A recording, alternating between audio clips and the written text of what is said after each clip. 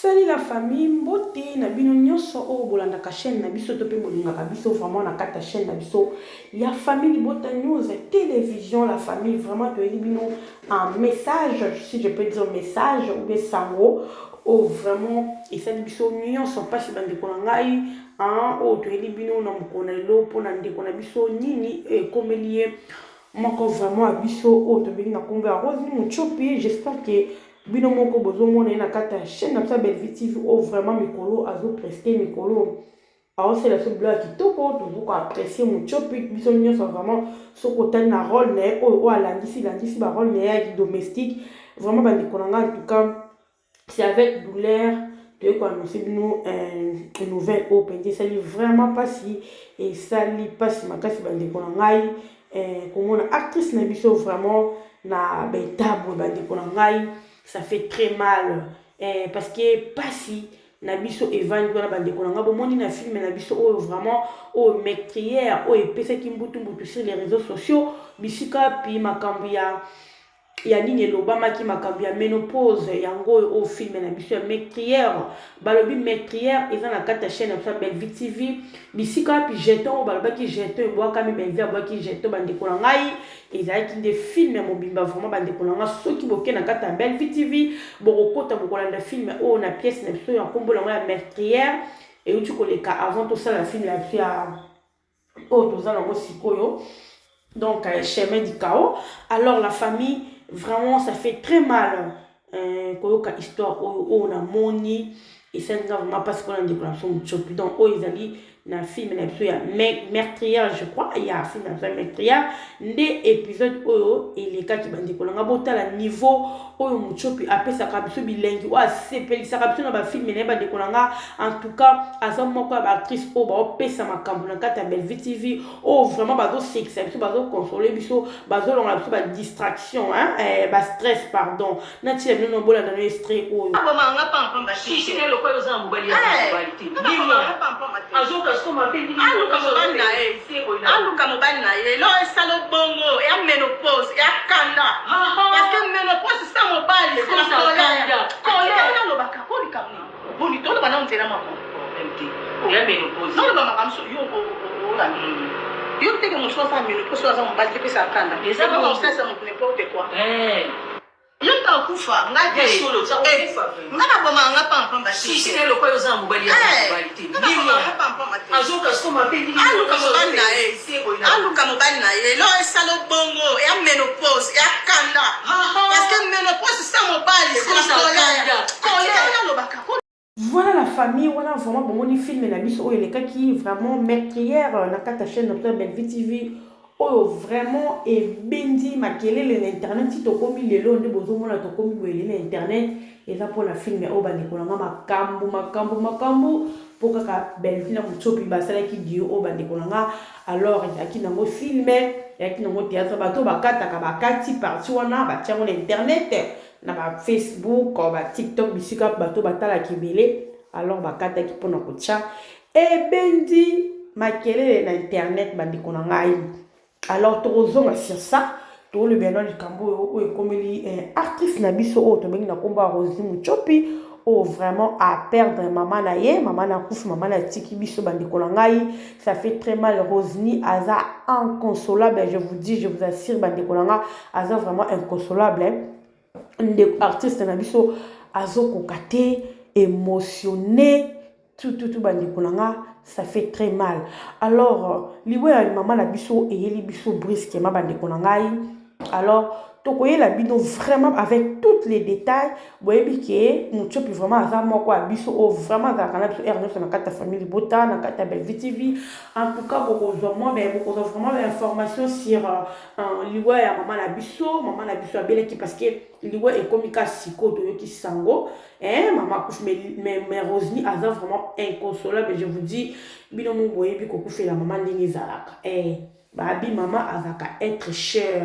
biso stoyebi muto vraiment azalaka bongo na maman na ye seke maman na bokola ete c'est que maman a beaucoup été. Ce qui vraiment maman a beaucoup lié à cause de bande parce que biso toza ba maman yo montant au boti bana na yo ndoko comprendre rôle qui maman oye ba maman sokaza nani parce que douleur wana tango eyelio ko boko la wana tango boko li ozo boko la bana bazo lobiso makelele osala bozo ngisa boya ezaka facilité bisika to raisonner ba maman na biso soko tali penza bobi donc douleur yo c'est que maman na pas mona opona nga non ba maman baza batu mususu oyebi nga bandeko na nga to na bote mwana nga liboso jour na botaka etalaka na boti mwana nga libanda mboka mama ya so na Congo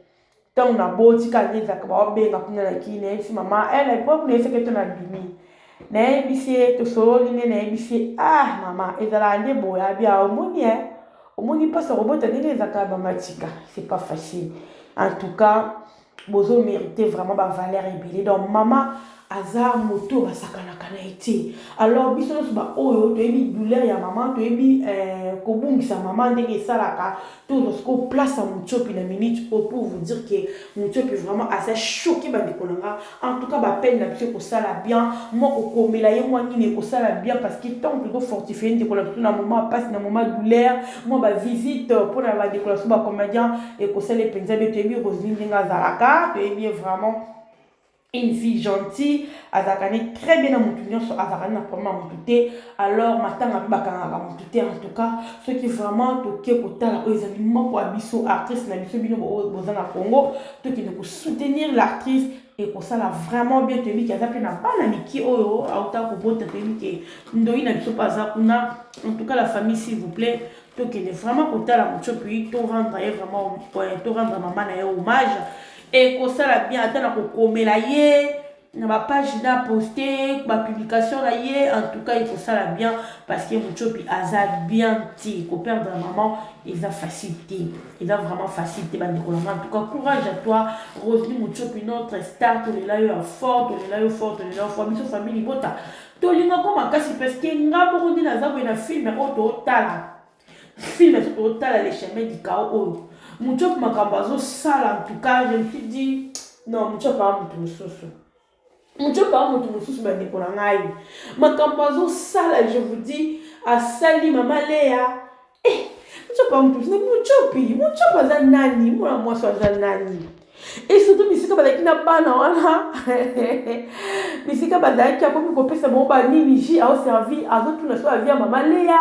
oyebi mouchop aza phénomène un phénomène à jouer un rôle n'est vraiment oh ya qui boy wana a joué tellement kitoko oh vraiment tout ça là petit peu ça yeba ayi ba rôle à Roselyne ayi qui ça na dire Roselyne en tout cas et pesa makam donc ça yeba Roselyne très bien alors azo pesa biso makam na kata belle victime so tel ba film na so ba le chokolanda total mes prières tous aki na muchopi ye wala kuna na mama belle vie et que zolier Mathieu Kiti ye na belle vie quand toye awa susu na film na so les chemins du chaos yena mama Leandaya botala sko dio wana donc aza moi mo be azo saba dio na ba te belé na scène o senti ka o pesa makambo donc toyebi bana misale belé o na ba monde à théâtre o ba côte bazonga sime mais Roselyne penza en tout cas azo pesa makambo na kimona musala na ye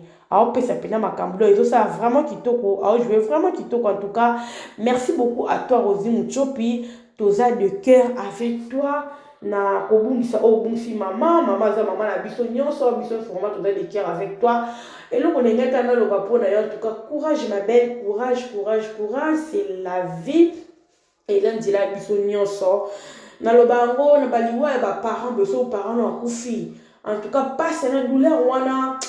et ça a douleur moi beaucoup expliqué pas mon touti on voyait bon pas zate peut-être mon temps vous voyez pas douleur on les a mon temps pas couper la parent n'a pas pu sentir douleur wana ozo mona donc votre besoin pour tel ozo sentir c'est bon votre besoin pour c'est qui ça yo ozo sentir c'est bon maintenant on tika la yo moko c'est à ce moment là vraiment des makambo yaka o se sentir comme isolé o se sentir pendant que nyon se sili et ya maele silio surtout ceux qui va kundi bakundi siko botika lisiko ndi siko place ozo réaliser pendant que azate ko azate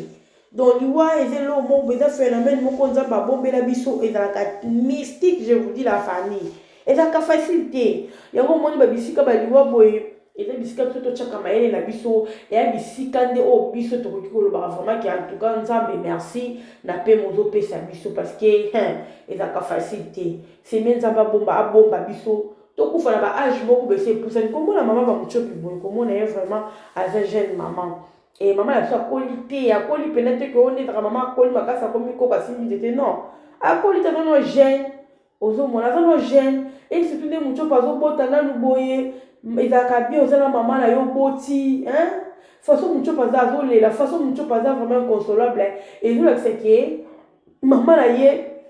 ntete ndenge azobota boye mama na ye asalelake nyonso sikoyo lelo ozoresole so nake kobota moto azalaka nanga moto azalaka nanga na hôpital moto azosokola babilamba nanga nyonso wana asali te kaka ndenge ezalaka na bahôpital na biso ya Congo donc sikoyo mama wana aza te bandeko nanga oyebi ntango akozwa zemi oyo azwi zemi ake kobota esuturo omona nyonso ekozonga ta mama na biso azalaki okomi koraisonne moi bisika baraisonnement eyaka donc ça fait très mal kobongisa mama eza facilité kobongisa vraiment mama eza facilité alors courage à toi notre actrice Roselyne Muchopi et puis na ngana lobali na famille bote si vous peut-être que la film à Musuni tout le monde lolenge papa Serge asuki papa Serge bazolukisa ye papa Serge bazolukisa ye bandeko nanga akimi tout la mwisi ya zaza papa Serge akimi sikolikolo ngolo kesekisinga donc baeli papa pato qui mi se fera ma vie pour aller vivre ma casse ya koloba nzambe azwi makasi ya koloba vini pa bina kolandela yo na émission film oyo esekisinga na épisode ya lelo esekisinga makasi vini abi yaya nzate ngambo sikoyo nakolona oke kofunda mpe biso tosaki badepasi yoka ye bon ntongo abandeko koya ndaka abandeko ya abandeko ya koya kozwa babiliki abandeko ya kozwa nyonso vini abi bope bapreve o mais papa vient de témoigner mon réveil mon daily bon c'est le liquide bon ben daily on va témoigner qu'il y a des gens qui veulent bloquer qu'il y a ce qu'on place à nous le bani bon ben des films c'est vraiment compliqué et à compliqué n'est que sur le tour de la souka et ce qui fait ce qui ne doit éviter côté peut connaître mon maman Léa ndenge esukeli maman Léa en tout cas la famille to côté la film na biso film kitoko maman Léa oyo ekomeli ye ezoteya bato fo eteya biso bato tomonaka ke soki lelo oyo oza na bomengo ozomona bato nyonso pamba alors Poutine azotalisa biso makambo ebele na atravers bafilme na ye azotalisa biso makambo ya vie ya malamu bamakambo elekaka na bafrontière wana tozomona tala niveau ekomeli papa Serge ntongo ezosala bato mabe ozoyeba te okekokutana na ndeko na okekutana na motu moko oyo aza ya yo penza ba yo sala ye mabe o viola ye na ba essence ke koki ko salama eza ba leçon belve zo pesa biso bino bato bo sala na ba frontière makambo ni bo salaka tala niveau bozo ba mama na biso moi fois ya mukie mutazo début comment tu ozo ko lesa bana na yo to ozo ko lesa bana biloko ala eloko ni zo ko apporter na vie ya bana na yo tala ba leçon kilo o belve pesa ka biso ba leçon moko eza à vie ozomona oyo eza vie soki moto azwa mpa moto azosala bamakambo ya boye atali filme alabi donc biloko nini abotola bato na biloko boye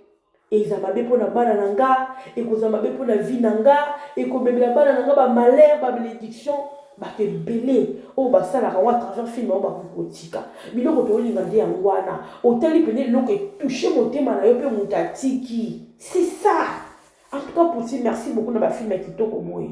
parce que elle est nulle part ailleurs ozomona mais ça c'est la réalité moko boye ils ont les kaka na vie na biso ils ont salama ils ont qu'à travers la film même temps ozotala pas makambo mosusu makambo si ya temps ils ont les kaka na norbo qui peut na bien mais tant hôtel la film pe boye bokoti penda bomoni pe na suka na moi pe ba pesa na ngole so imo hôtel